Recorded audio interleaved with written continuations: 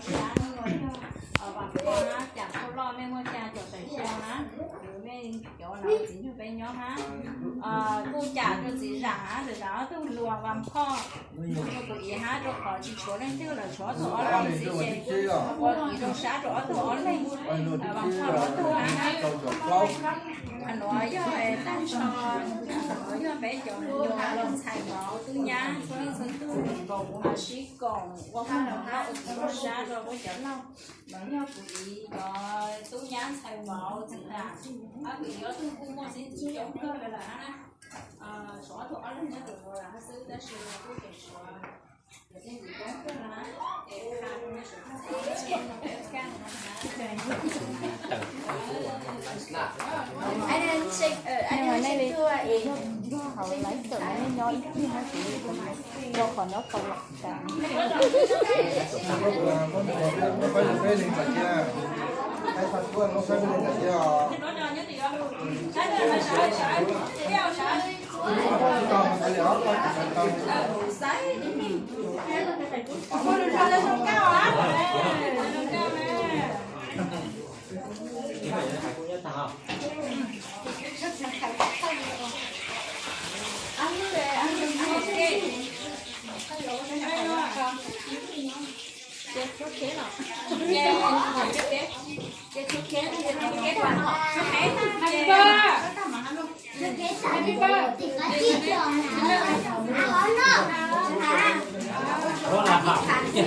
có红高的，他叫红高的嘛，红高的，Happy birthday đó mà. Happy birthday to you. Happy birthday to you. Happy birthday, happy birthday, happy birthday to you. Lúc hết thì hả thế? Chưa nè, chưa.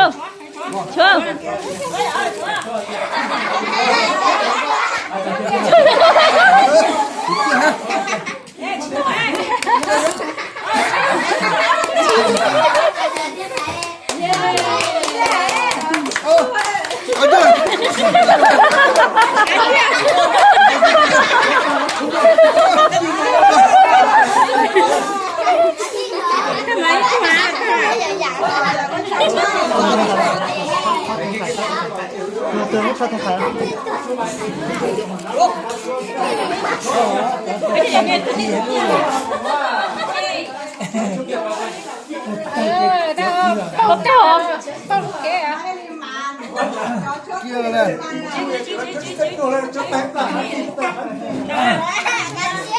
này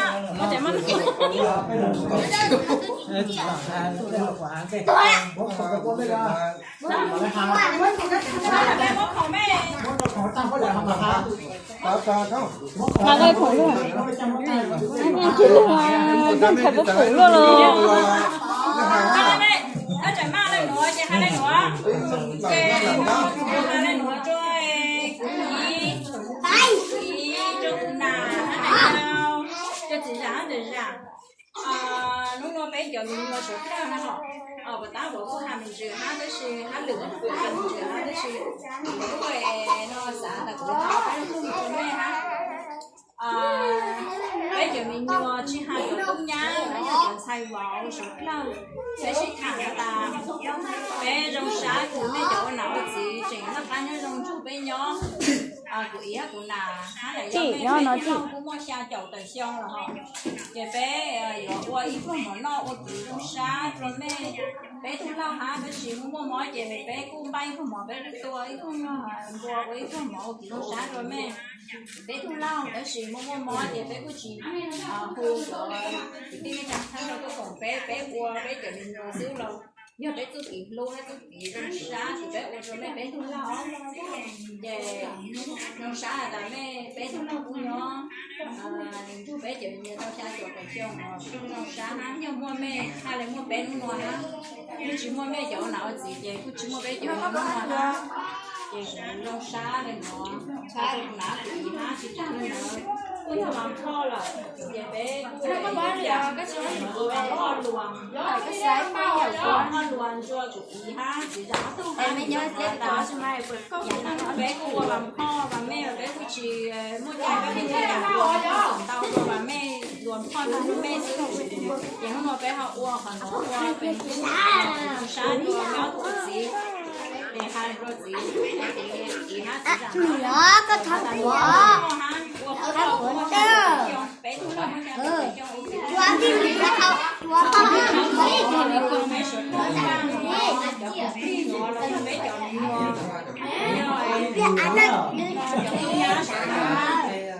rồi ba cho nó quỷ á cái nào mấy thùng không tại sao nó cái gì à đó ngõ mấy thùng xài nhá là uống một ly rồi mấy cái nhỏ rồi uống nó chỉ là không giấy nó đẹp lá giấy ha nó trả giấy nó cũng là mấy nó lâu là kể ở tu khu trong sáng ha kể ở tu nó mấy cái phòng một ly mấy ai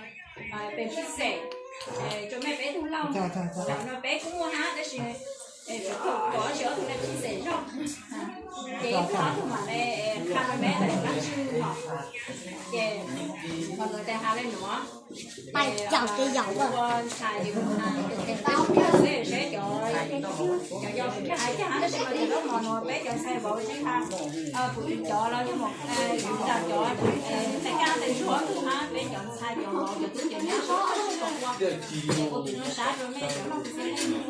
thì có học cái chung hai đứa cái đó thì chỉ tôi về cái chỉ cả hai đứa chẳng học thì tôi ta học thì chỉ tôi nó cái cả thì rồi họ ta theo cái chỉ sản tôi hai thì tôi vừa thì hai đứa nó chơi tôi thật sự là tôi chỉ dạ hai đứa nó cho mấy cái phổ có một đứa đây còn cái chuyện là cá nhân trong cái chuyện nó để rồi đây đã nên được trong cái chuyện đó tham nó ta có là hai cũng mà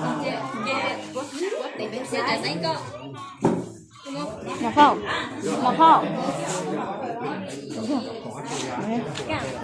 có bán tổ lúa mất tay nào mà có cái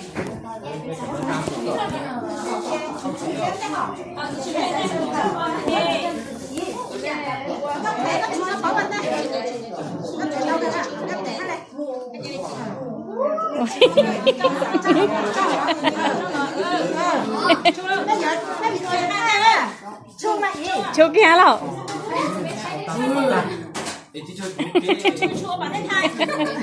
cho nên thế chị có sao được có nhiều mà có nhiều tao sao còn có nhiều bỏ đó giờ mà cái hai đó để cân chỗ các cân của mình nó đâu nó ý mà nó thực vô ý đâu vô khử tóc cổ này tóc cổ hết chỉ tóc sẻ giờ chúng mình để nó nữa cho cô giờ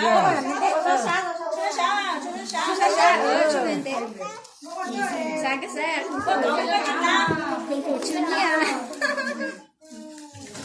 rồi nó cho ta không mà lại chưa nha một tuần cũ đó cái sự khó con chúa có mua lệ chưa có chưa cái nữa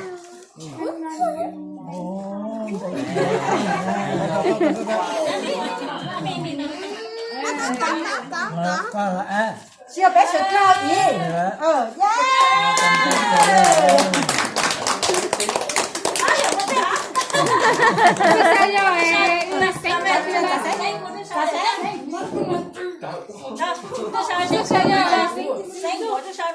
khu ra sao khu ra sơ lại có khu ra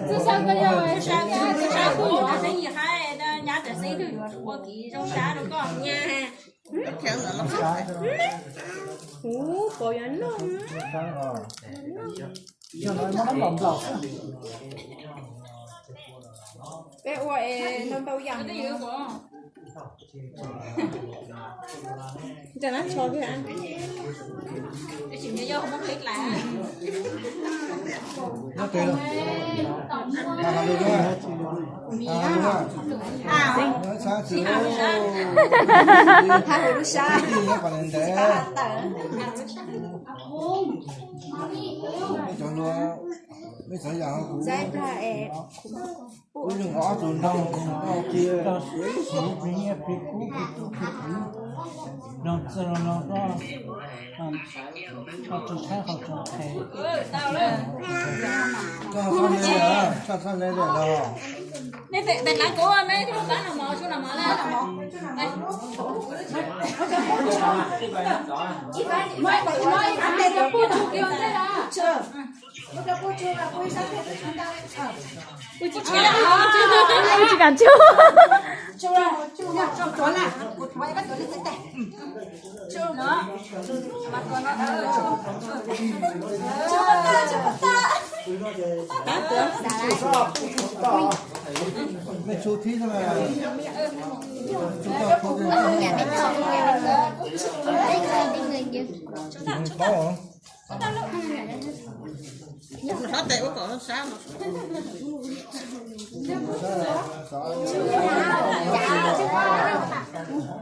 kìa ở đây tôi cũng vui là thế cũng sự khác cười là để tôi tưởng cái cũng vui mà có đó báu ha có hai rồi tôi có cái gì là thế chú đá chứ có thì tôi sẽ như chú đá chứ chú có bao đá chứ bắt tay nó bao bạn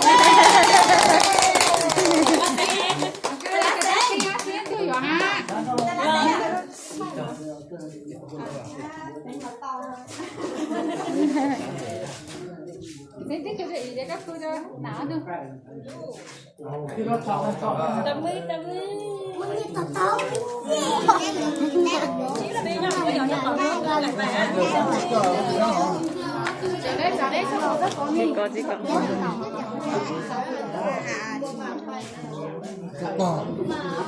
còn mẹ anh không sao mà được á không có sai nhé cái chém chùa rồi mấy tụi cô phép đi học rồi bảo đấy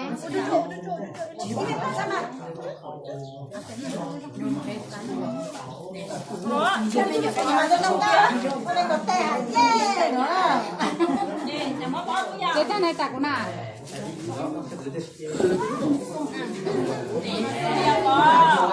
bây giờ chẳng có bây giờ chú đi hay không chú cũng có rồi đến thải rồi ôi chị dạo à phá xí không bắt nào bắt bạn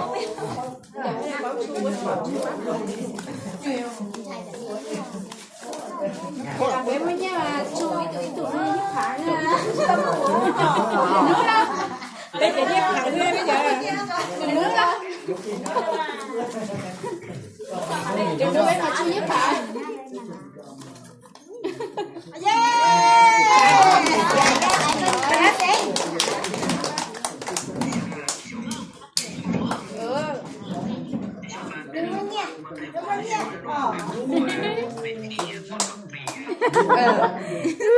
xong rồi mấy đứa máu ở cỡ lăng cam chứ đó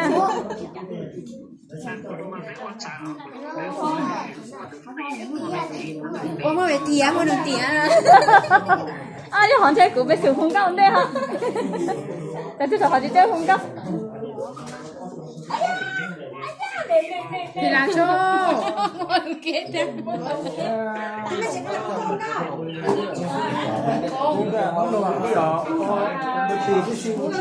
Nam mô Shima Nam mô Shima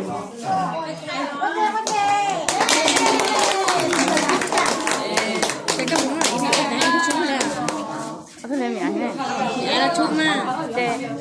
chế xây các tổ chỉ được tuổi một cái mà ít cái mua ít con chú này tôi em cao lại ít chú thôi nó đây cho mà cái một những con dân là có lời cái nào đấy chưa cái này mới chuột đấy rồi chuột mà tăng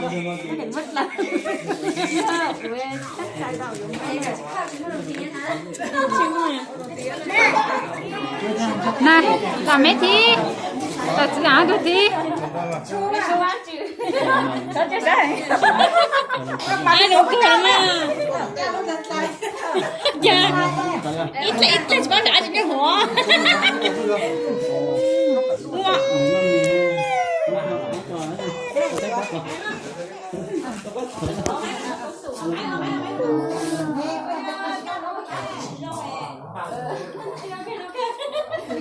Chị tao chưa có hỏi cái à? Chị mua khó.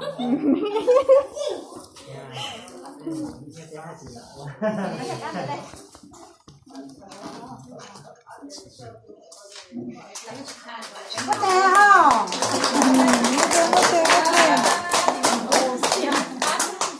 Thằng chú hát nó có ý khó à? Đâu ơi, tôi đi luôn nha. Có lấy luôn nha.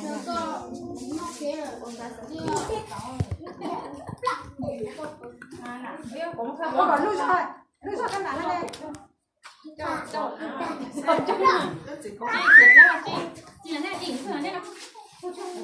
Ở đó ai pha nhau đấy.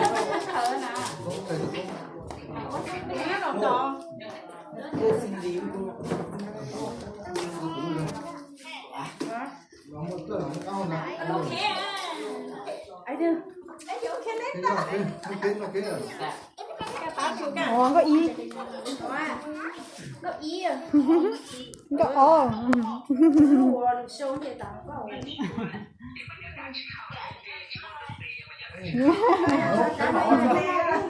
Cái bỏ ra, ở bên kia nè.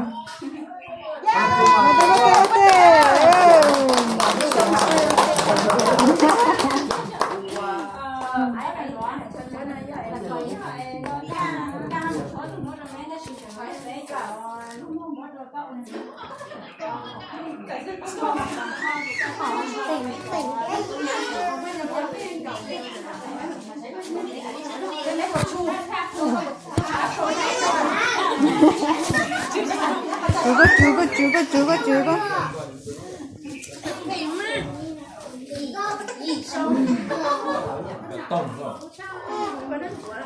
Trong ta hảo là Xin thảo ở trong ta. tạo lô mình nhau hú lô.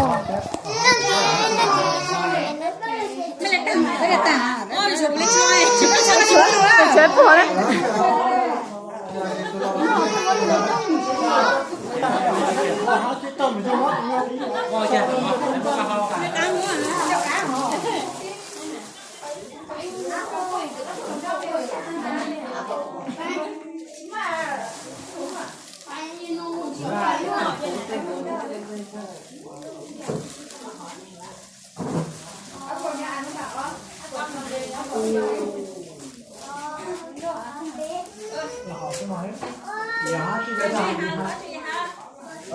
Trên nào lắm mà sợ trên nào nhỏ không nào.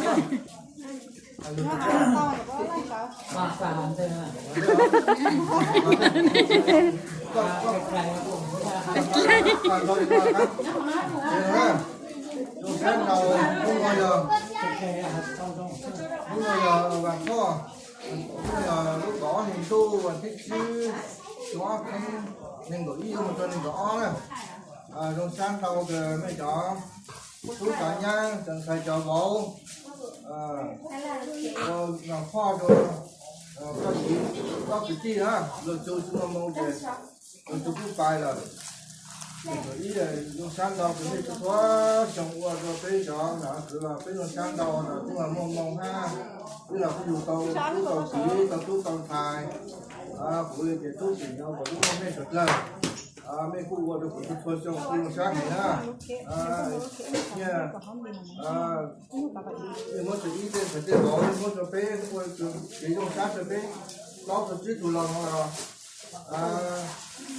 của trong sáng đúng không? Mấy người bác sĩ của tao nói chứ cứ nào cứ hầu là ô lùa ô nói chỉ là cả tao á cho cứ nhau cho cầu lì đó ô chỉ là cả tao chứ ha mình cho tôi nhảy nhắc hầu lùa đến giờ chơi cho thầy giáo họ rõ chơi rồi mong kính là cá nhớ rằng trong sáng ở đây nó cái sáng của tao học sáng của tao nó ô nói chỉ cũng như của tao như của buổi tao cũng tự nhiên của lùa cũng nàng ngọc chúng ta mua sình phản qua chỗ này nó chỉ lúc nó đặt hàng á nó có tàu cũng chẳng được nó bảo chú bố chị chú chỉ có nó ngon luôn cho một chút là cả mua nhá mình phải nó qua cả nhá phải chỉ còn mắc được một cái đó nó không Chị đừng có nói chị. có ha chưa cứ thế là chúng ta là nó chó thì cái nhìn rồi chưa có bây giờ một buổi học là có gì có bên trên bên này có thâu cáiตัวที่เกิดหนอนะ我是准备了，我这边牛我这个骨体都是好了，我知道，我这边知道差不多的告诉，有上到了，不还是做电脑的，做么吃饭还是怎么着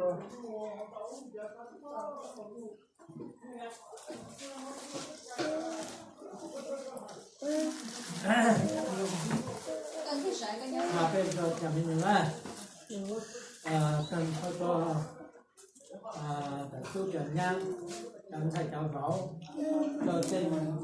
cái nó nên giữa có đấy có tu nó mẹ cô nó phải ở tranh cho nó sạch tranh ha cô dò dọc bên mông mà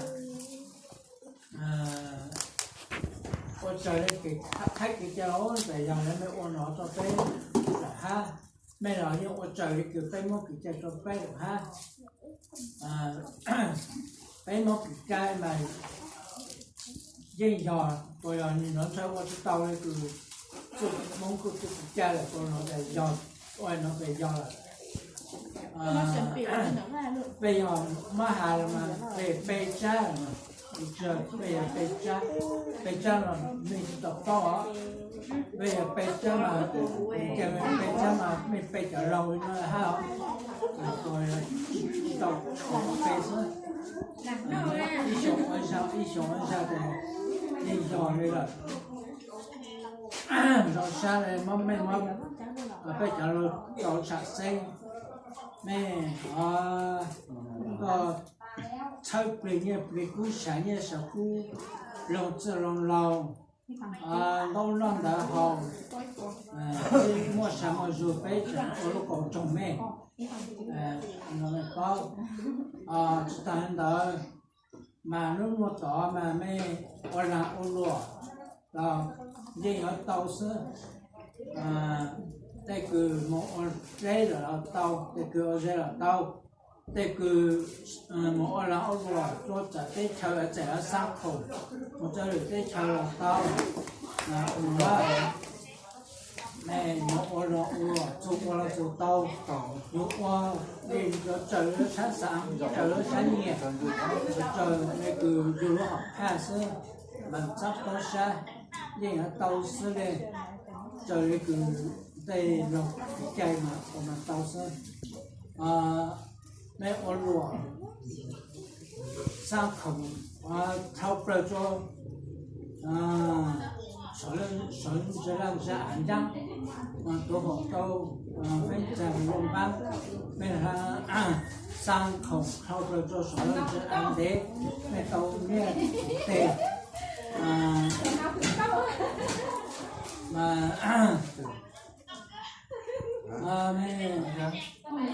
注意踩嘛要踩嘛的，踩过背过了，我觉得买一出包了，那叫那个那直播过去，咱们那什么的，被那是专门翻译部，忙说懂那个翻译部，那我那。lúc này mà chạy trong chuồng có số chạy trong băng khu ra mẹ ở đâu phải có sở là anh té tàu bao nhiêu mà có tè mẹ ở nó thì phụ cuốn chú dìa mẹ lúc này mà trong mắt chú sở trong nó cho mẹ y phê mình là trả mẹ nên phải xua mà trong tuần cái bạn nhiều ngoài nó sẽ tăng là trong giá tăng họ sẽ cho nó trong giá dư nó theo trong cái trong sát chỉ mới của chúng mình nó họ thực hành các cái làm nó bây giờ nó是中医的那个我做手术了，没事。我讲呢，我做着那叫那个技术，那个叫那个叫人家找到我整理上面这么让这个那这张是这个啥哟？都是说的不要，也是那其他可能不要，可能啥做可能做高山，做可能做万单。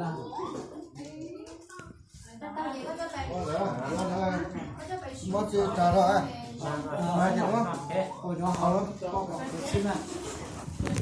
Rồi cứ đi gọi đi, một cái hỏi cái trang này rồi. Có là chờ bé hầu à. có một mất chạy rồi.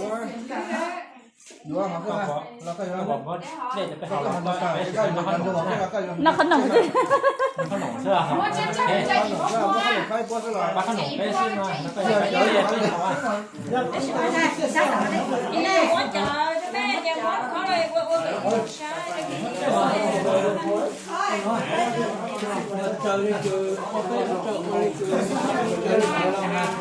Mua bên lúc khó thì lúc khó mẹ đó.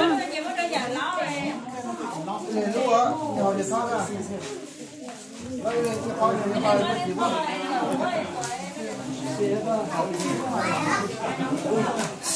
Lý lấy tăng chứ mà. tao tê hả? Tao khá là đây.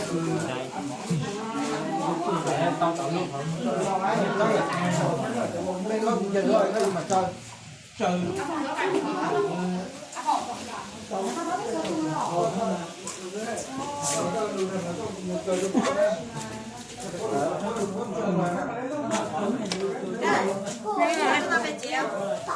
Có chỉ xíu rồi. Có chỉ xíu rồi.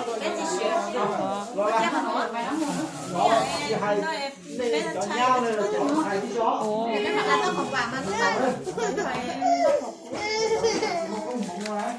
chỉ sai chứ chúng tôi tiêu sai là con ăn không.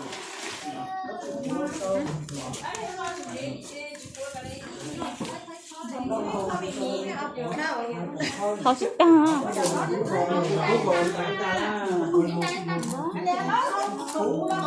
Cũng của tao luôn tao nó.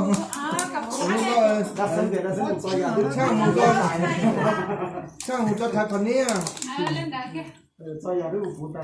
Ô bố của sang một cho thật phần nhé. Ông sĩ nó có sư.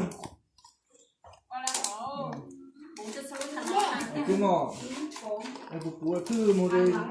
Vì hỗ trợ đi cho thư có cái bảo à. Thì nó mở ra thẳng luôn. Bố bảo chế à.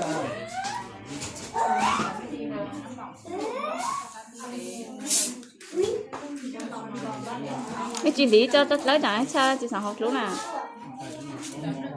Đó nè, nó không có lấy. Nó còn nào có là không? Nó còn nào có hả? Nào có nha. Tới còn muốn gì luôn, muốn chơi gì nhưng mà chỉ cá này à. Muốn gì luôn, muốn chúa mà cá. Với ôi trời bùa này, từ từ đó mà. Bông bùa đó.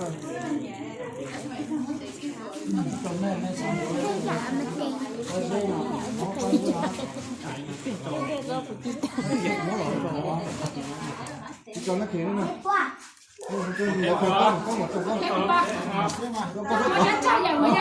Có thì tao nó cũng có luôn một đây. Nó chạy. Nó trời chạy qua trái có về nó tóm ra vậy mà chú là hết chú không Có đó cái chuyện mua cái hàng xem à. Người ta lão cầu tối cứu nó có chứ không. Sáng đi chăm tao đi sang vô ha. Tao là người sát sáng thứ hả nè, một chiếc một con tao sát. Một chiếc của tao là sát sáng hết gì. Sát gì cả thì tao dặn thì là con sao này. ของครับเออ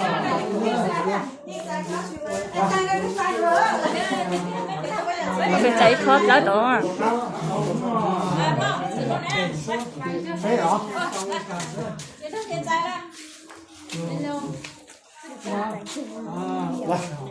chụp khử chụp tao chụp khử chụp mua má non đen mua sắm mua chụp tao chụp tao rồi tí cái bao tí tí hàng là phải xin